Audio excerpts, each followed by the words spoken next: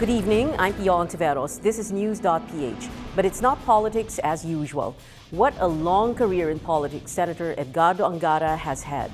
Is it coming to an end? Does he still feel the need to make a comeback?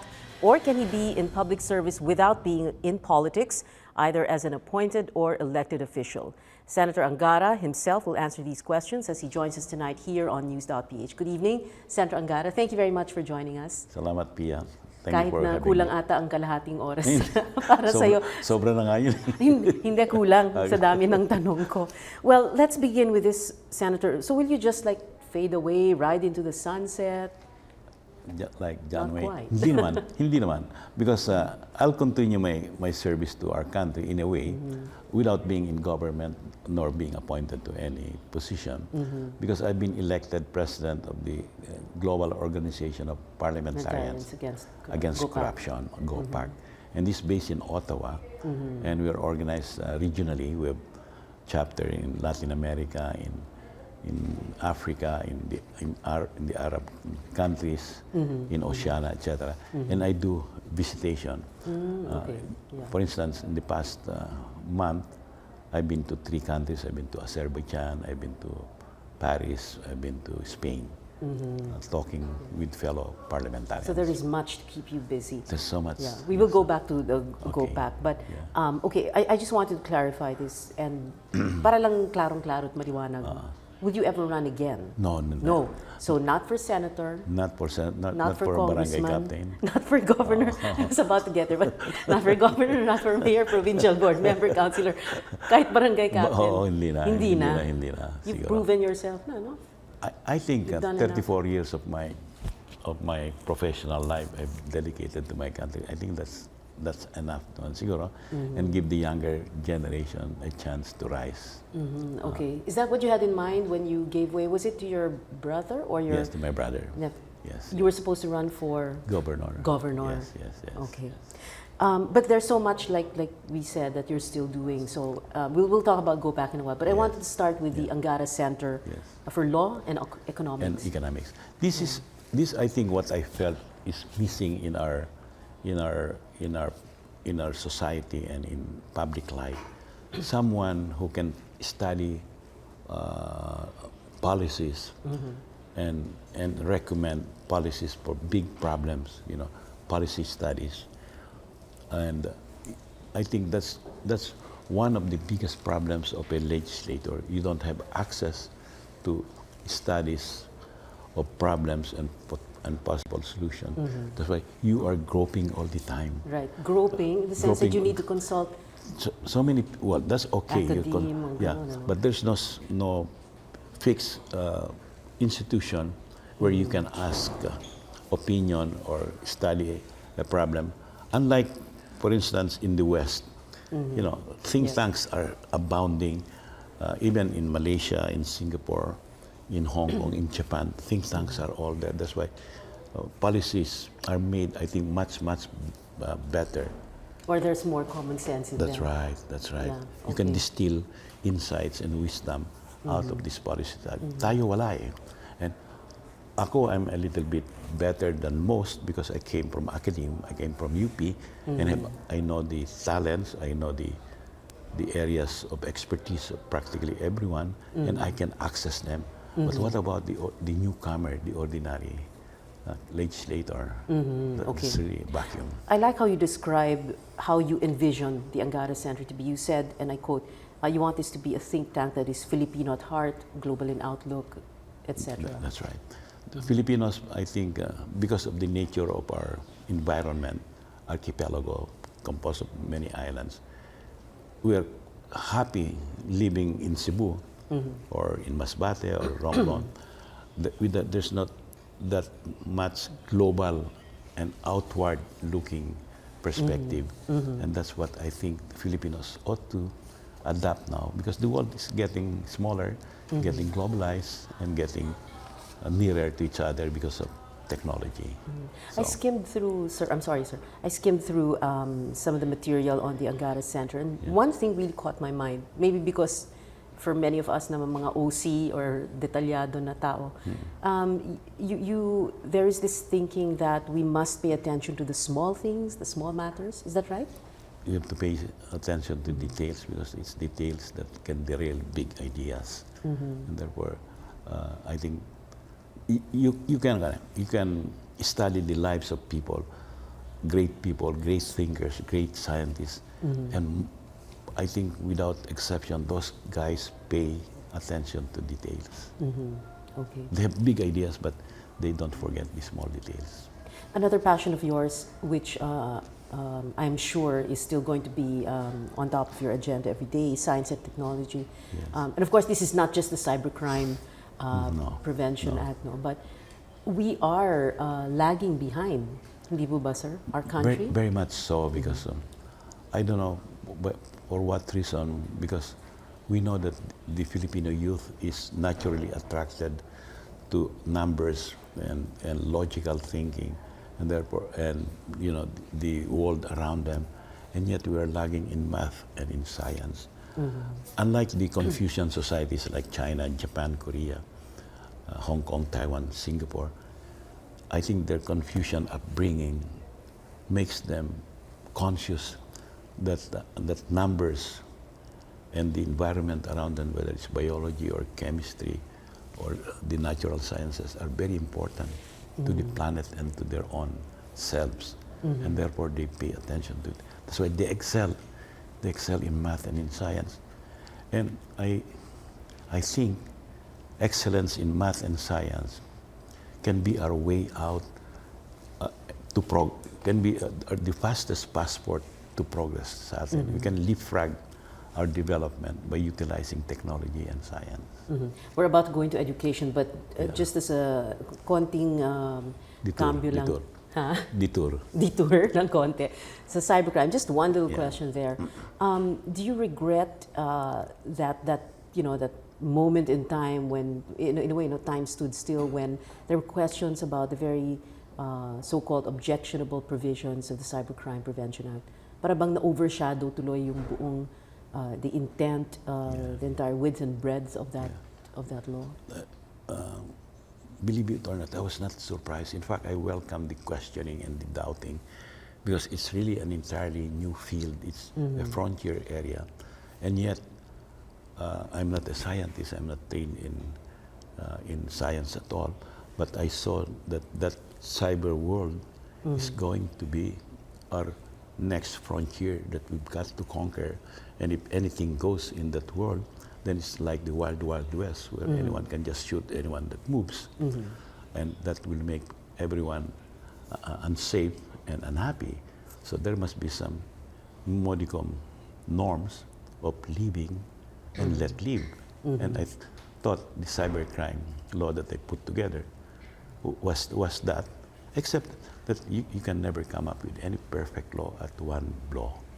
And so I welcome this criticism, not of the entire concept. I think the concept was entirely accepted. Right. And out of maybe 30 provisions, a maximum of 3 provisions are just being questioned. So I thought that's good enough. And I welcome the scrutiny that's being paid to it now. This was a running theme in your career as a legislator. You're described as non-confrontational, but you invite people to debate and to discuss.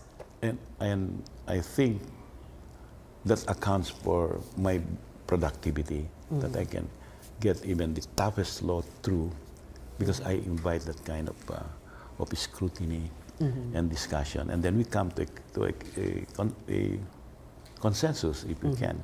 If not, then we move on. We move on to other. Okay. Another one of your passions, Senator Engaro, of course, education. There is that Congressional Commission on Education whose work literally, I suppose, laid the groundwork for today's K-12 program.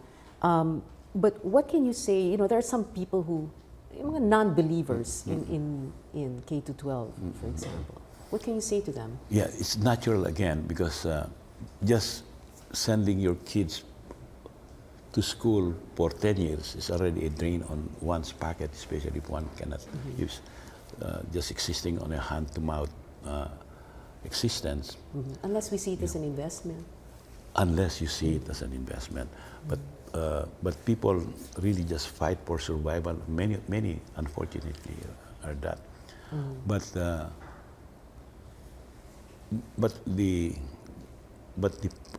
the practical things, if you try and examine it, is that this is going to double their investment in education. Let's take the addition of 2 years to the basic education from 10 to 12. Just having 2 years to our basic education will already bestow or invest the Filipinos a measure of dignity and recognition. Engineers or graduates of engineering, architecture, nursing are all treated second class everywhere in the world because we lack 2 years in our basic education because everyone else has 12 years of basic education except 3 countries in the world. We are one and the other 2 are in Africa. So this will practically give a leg up to our kids who are being shortchanged all throughout these years. Level the playing field for us, Level for our kids. That's right. And Okay. As UP president from 81 to 1987, it must have been a heartbreaking thing when you heard about this young UP Manila student who took her own life. No, my question really is, how should UP address this socialized tuition fee I think it needs a thorough re-examination, not only on the substance of the scholarship program, but also on the processes and procedures. I think there's really something to say about the UP is becoming like an ordinary government bureaucracy. The processes are slow, and the steps are too many for an academic institution. Scholarship, for instance, we raise millions, no, even billions for the interest and welfare of faculty, for building our physical plants. It's so easy to set aside a substantial part of that to scholarship, because to start with, UP tuition is already at a bargain. So a little just addition to that, and literally make a UP a full scholar, I think won't hurt the finances of government nor of the viability of UP. We started the show, sir, by speaking about the Global Organization of Parliamentarians Against Corruption, GOPAC, and you talked about, in your acceptance speech when you were made chairman, you talked about a regulatory audit, and is this correct? A dismantling of a politician's capture? Is that correct? Yeah, there's a phrase in public ad, Pia, called regulatory capture. Regulatory capture, okay. That means that an agency who regulates, for instance, utilities, electricity, water, energy, is captured by those it's regulating. Okay. That means the people there are practically dictated upon, and so the tariff and the regulation and the terms are generally more favorable to the provider rather than protecting the interest of the consumer. That's what we call regulatory capture. Okay. Now, there's the equivalent of that is some agencies are captured not by the regulated but by politicians. Okay. They have such dominance over that agency that what they say usually goes to the detriment of the public. Can you give an example right now? Pagkatapos of the air. So isa yan, ha? Okay. The other one, sabi ko, is regulatory audit. It simply means that every agency now must run through and make an inventory of the rules and regulations they are implementing. And if this regulation is circa 1930, 1940, 1950, please delete it. It's obsolete. Yes. If this regulation is already being done by another agency and probably being done more effectively than my agency, delete it. In other words, try to shortlist the bare essential steps needed for you to pass a license, to issue a permit. Count the steps, because this country is very famous or notorious for difficulty in doing business. It's so difficult to set up a business. It takes so many steps from the barangay level to the national agency. And that, of course, will impede progress. Anyway, we're going to have to take a short break. Senator Edgardo Angara is our guest on News.PH. We'll be right back. Stay with us.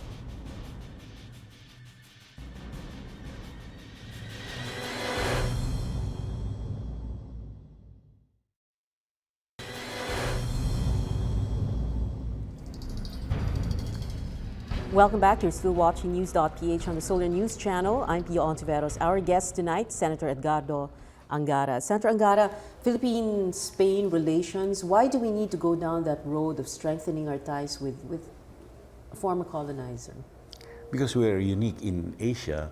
We're the only Hispanic colony in the whole of Asia, and that stands out.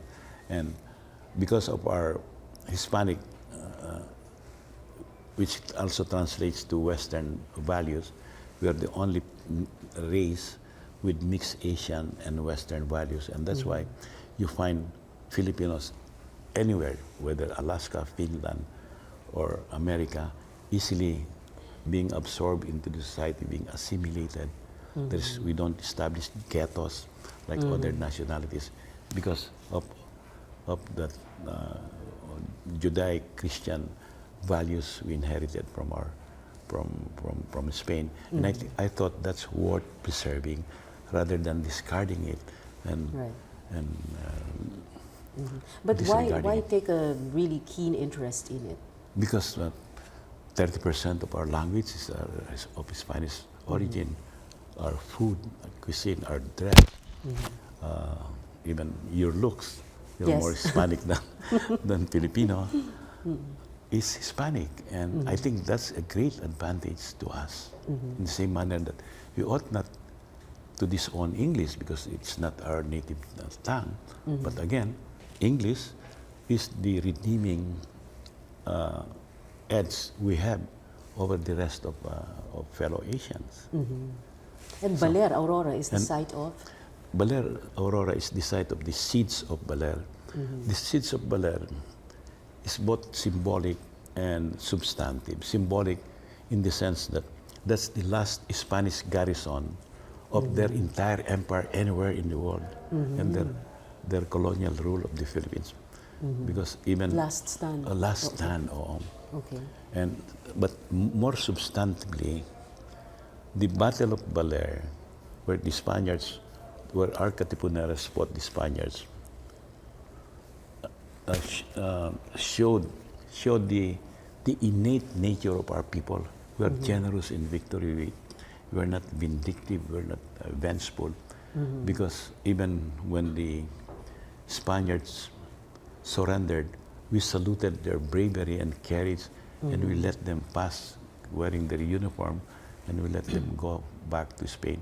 On the other hand, the Spaniards also showed their loyalty to their country by fighting up to the very end, ready to die for country and king. So it shows the distinctive traits of two nations on the part of the Filipinos, magnanimity and generosity of heart. On the part of the Spaniards, courage, bravery, loyalty. Those are universal traits, and we showed the world that we are that kind of race.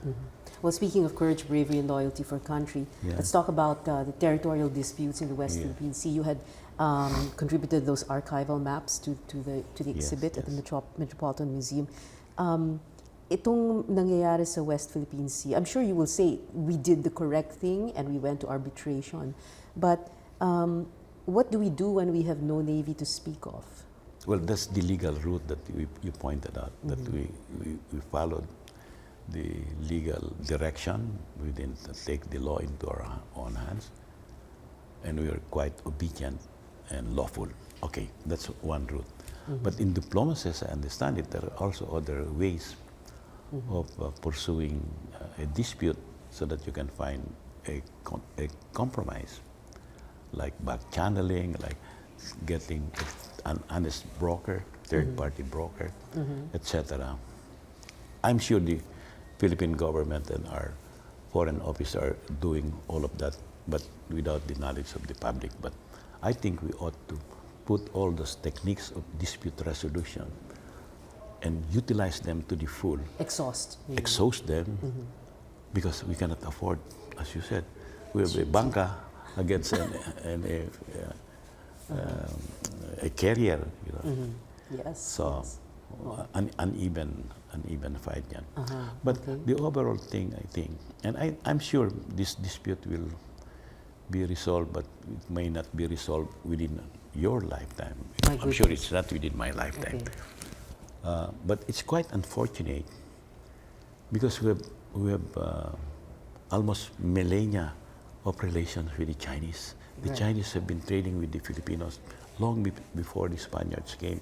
They were trading in Mindoro with the Sultan of Sulu and all that, and artifacts, whether in Cagayan, up north, or in Baler, show that we've got a thriving trading post with the Arabs and with the Chinese. So sayang naman yung immemorial relations na yan. Okay. Yeah. What about, and very quickly, what about that shooting incident where a Taiwanese fisherman died? Was our country well within its rights to block a foreign vessel? Well, there's a dispute whether they are within the territorial waters. But I think, again, shooting and killing is the last resort. But on the other hand, the reaction of the Taiwanese, I think, is also excessive. Because no less than their president made this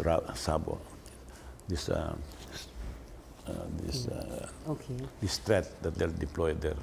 I wish we had more time so that we could talk about culture and the arts and the dangal na haraya that the National Commission of Culture and the Arts gave you. But I just mentioned that there was one bill that didn't see the light of day, the Political Party Development Act. What would that have done for our political party system, which we know anyway is in a shambles? Yes. If that law get passed at the time I filed it, I think during the 10th Congress, and that's almost over a decade ago, I think our political system would have been a little bit better. This jumping from one party to another at one's convenience, and mostly to the ruling party, would have been minimized. I'm not saying it's going to be eliminated. This shifting of party, this lack of a political party who will identify future leaders, train them, groom them, as we used to do before the war, would have been an excellent school for politicians. Right now, there's no such thing. No such thing. Okay. And of course, sir, there is your home province, Aurora. I know you may get a little bit con about this, but we'll try and get this out of the so dynasty, there's the dynasty. Yeah, hindi pa naman po. So there's the sun, sea, and surf. People are crazy about Baler, Aurora right now, and there of course is Apeco, for which you and your family have been criticized. Yes. You wrote a very interesting letter to the editor of the Inquirer, and I don't think, because like you were saying, this is genuine development. You're moving for genuine development. I don't think people will quarrel with that, no. Yeah. But when you talk about myopic thinking, are you referring to those who say that there is conflict of interest? No. I will reject conflict of interest because I think that's number one rule. That a public servant ought not to serve his own interest against the public's interest. But there is no such conflict of interest because my family is not invested nor financially interested in it. So there's no financial investment of No. any of the Angaras there? None at all. Yeah.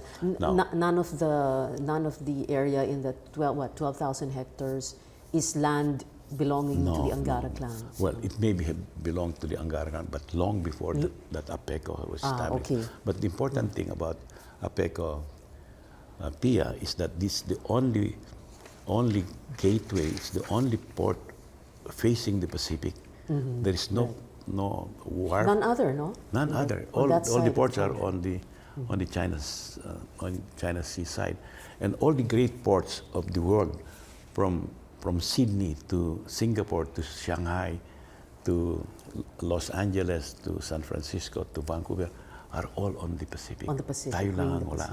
And yet we occupy almost not the entire land, but such a long stretch of the Pacific. Okay. And that on the Pacific, we have undisputed jurisdiction. So, and that's where the genuine development comes in, because hindi na kailangan umikot yung Correct, barko. correct. And dito na siya dadaan. At saka, that northeastern Pacific of Luzon is virgin territory. That's frontier town. About 1 million land and water will be opened up if there's a catalyst of development in that area, and APECO is the catalyst. It will not just benefit Aurora, it will benefit the landlocked provinces of Quirino, Vizcaya, Southern Isabela, and Northern Quezon, from Infanta up. Yeah. Well, mga kanya. Well, it doesn't really matter which province it benefits. It's going to benefit the entire country that way, right? Yes. Okay. That's exactly the point. Well, we have to move on from APECO, sorry. Other laws you authored, like Senior Citizens Act.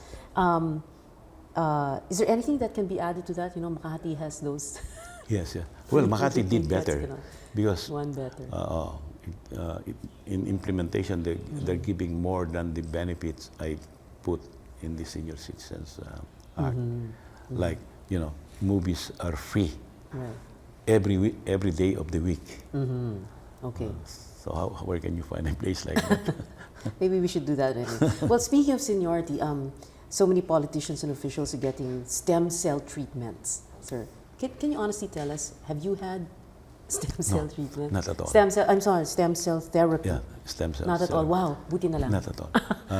Alam mo, 2 years ago, while we are a young nation, young population, I established an institute on aging. Because the study of aging is not only for the aged. The study it's for those of us who have to take care. For everyone, even from the kid, a kid. Because when you study the process of aging, you study the brains, your cells, etc. And you learn what will ultimately make you sick, especially brain. Now, so I consulted so many of the neurologists and the brain scientists, and in fact I talked to one Phil American whose specialty is precisely that, brains and stem cell. And the first thing he told me 3 years ago, he said, I heard in the Philippines it's so fashionable. Celebrities, politicians are having stem cell. Yes, I said, that's very dangerous, he said, because stem cell is still a new technology. It's not tested yet. Experimental. Okay. Okay. Sige. So, how can I submit naman to stem cell? Thank God you did. But anyway, from stem cell therapy for those politicians, let's talk about what is most difficult about being a politician. That's the umbrella question, sir. Okay. Now, you wanted, and I'll try my best to get through all of this because we don't have enough time.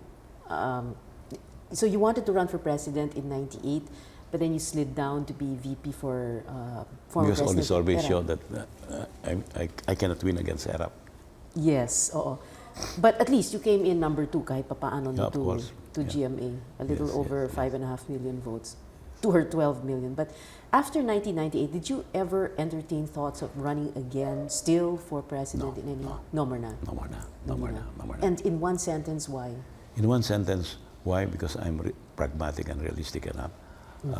I may have gotten already everything I wanted in life, and the presidency is not the one thing I wanted for myself. Of course, it's nice to be president, but I've done practically everything already. within my capability Yes. and within the time given to me. In other words, sir, you Yeah. you realized you didn't need to be president to do good for the country. Yes. Okay. Yes, absolutely. Of all the roles you played, what was the most difficult? So let's begin with, would you say it was being Senate President? Not quite. Not quite. Not quite. So Not you quite. commiserate and empathize with JPE? Yes. I do sympathize and empathize because that's really that's a hot seat under any era, under any. Yeah, whether or not you are close to the powers that be. That's It doesn't correct. matter. That's right, because you're balancing demands and clamor and claims of 23 Others. people who think they're brighter than you, and maybe they are. Yeah. That's a nice way of saying that. Okay. So I'm not going to ask what is the worst part of being Senate President. I think that's it. When 23 other people think they're brighter than you. Who was the best Senate President for you? You've served since 1987 as a Yeah. senator. I think it's hard to say. It's hard to say. Relative, may may strength. Each one of them has their own Okay. strength relative to each other. But overall, I think Salonga raised the bar so high in terms of moral stature and moral standing of the Okay. Senate. Okay, well, that's nice to hear. Yeah. Well, so let's go back to JP. He was your fraternity bride, Yeah. Sigma Rho, and then you put up ACRA together pala, no? Before he went off to put up Pekka Bar. Where did he go wrong, you think? Or would you rather not call? But the assumption is that he went wrong. Yeah. Well, he went yeah. wrong in the sense that, you know, after the impeachment trial, and then here comes the campaign, parang naging downhill na eh, because nahirapan si Jack sa kampanya niya, no? So, syempre iniisip ng tao, where did JPE go wrong and where did Ed Angara go right? Because you had JPE's son who didn't make it to the Senate, you had Angara's son who did make it to the Senate. I think it's They're both it's a senators. complex of factors. You can't put your Pinpoint finger one. on one single factor, and I'd rather not analyze. Okay, and that'll save us time. That's fine. Okay, so let's go back to the roles that you've played. What's the most difficult being executive secretary for just 20 days? Probably that's the most difficult time in my life because I was really literally walking the tightrope. And if I did a misstep, an explosion can occur because both sides are geared to fight and to battle it out. Yeah. When you say walking the tightrope, sir, that was because this was right in the middle of the impeachment trial. No, Era. the impeachment is finished. But you took over, hindi po ba, January 6? Correct. But that's, I said, I was walking the tightrope because there were demonstrators across in Malacanang, and there were tanks also prepared to fight inside Malacanang, and calls coming from almost everywhere, including abroad, telling me what to do, and telling you what to do and telling you what to say. what not to do. What not to do. Correct. Like, and So, do what? As in tell your president to step down? Tell your president to step down and all that and surrender. You see, that kind of babel of tongues can be confusing, especially in a tense moment like that. And I Overwhelming. sleepless for 48 hours, just manning, so to speak, the post.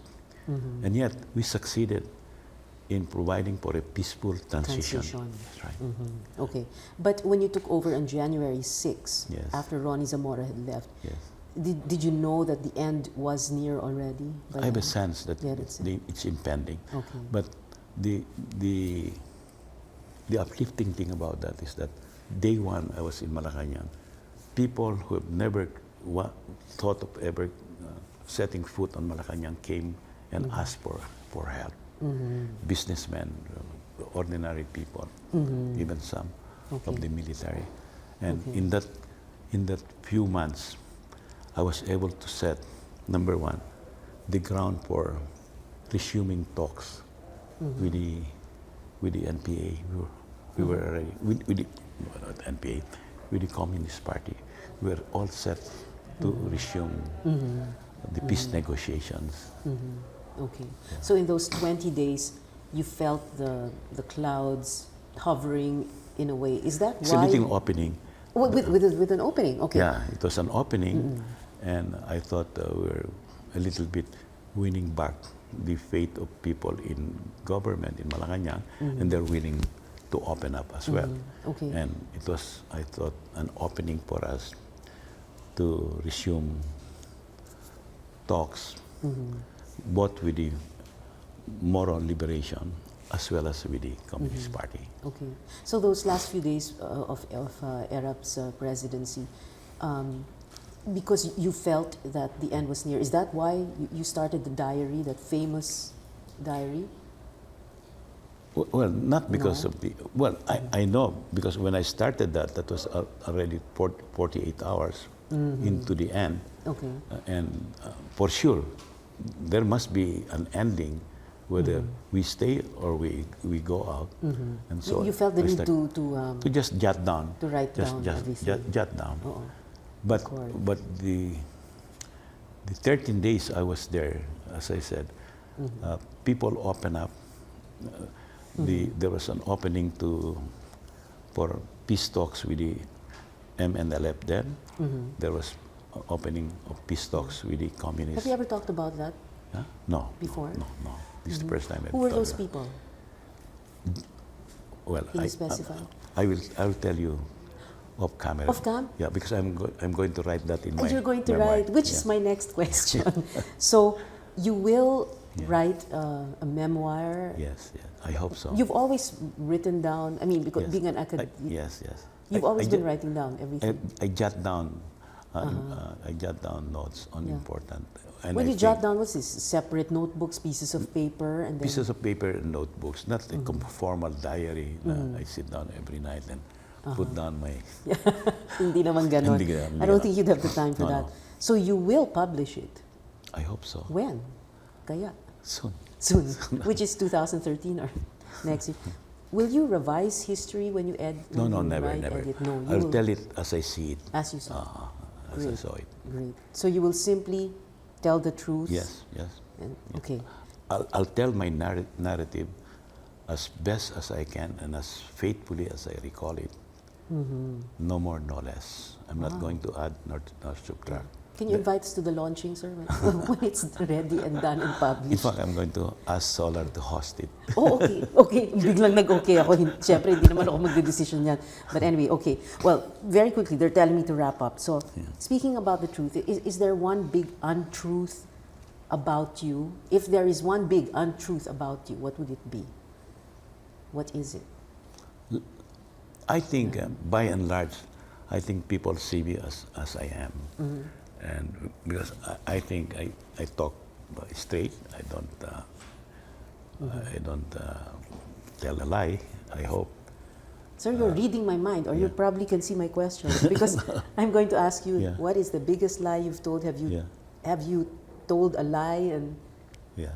you've read my mind. Oh my God. No, You don't even never. camouflage the truth. No, I don't. No. I don't even. Yeah. Or you could sense I was going there. Yeah. But anyway, let's go back to Erap, sir, very quickly. Did he really need to be Manila mayor again? I mean, if you were going to advise him at that point, yes, go I ahead. think back of his mind, he needs popular redemption. Popular Yeah, redemption? because Okay. he was convicted and was he had been pardoned, but he needs that affirmation of the people. Yes, you are not guilty. We are willing to take you back. But he ran for into our president in 2010. He came in number 2 after Very strong Noynoy number Aquino. 2. A very strong number 2. no? but So- in politics, Kulang. there's no number 2. Okay. I just wanted to end with social media. You're on Twitter, sir. Do you Yes. tweet yourself? Kayong No, pumis? No. Have you tried tweeting Yes, by yourself? but seldom. Seldom. It's Why my- not? I guess I'm not techie enough. Unlike Sunny, my son, Yeah. the guy does it Shows. himself. Yes. Because he's the the techie generation, the social media generation. But sir, di ba your passion is science and technology? Oo nga, pero I'm the teacher rather than... Okay, but when you do tweet, Yeah. you also retweet, you reply. Yes. I mean, you pay very attention. But very seldom. But very seldom. Ah. Okay. So, anyway, well, one last thing, just to end the show, and since we're showing photographs of you with your son, Sonny, what is that one thing you told him when it was clear that he had won in the last election? Well, I was asked that question during the final days of our session. What will be your advice to Sonny? I said, just be yourself. Don't pretend to be someone else you are not. Because I think people will see through and they will appreciate that you are true to yourself and you act on your conviction. Wow, great words. I hope we still see you around Senator Angara. We were just together. We inaugurated? No. We joined this escuela taller. This skills training for teaching skills to out of school youth who will learn the traditional building techniques like intramuros. We need these carpenters who know how they put together those big stones, Adobe ba yun? well, sort, and how they carve those very, very nice, big, hard wood. So we attended that session together at noontime. Well, Senator Angara, we've come to the end of our more than 30 minutes of News.PH. I wanted to say thank you very much, Senator Angara, and I think the country will miss seeing you in the Senate. I mean, of course, I think people are going to be happy that Sonny Angara is there, but we hope to see you around still. Yeah, I'll be around, Pia, and thank you very much for having me. And we'll invite you again, sir. Salamat. Maraming salamat po, Senator Edgardo Angara. Salamat. Thank you for watching. I'm Pia Hontiveros. This is News.PH. See you again next Wednesday. Good night.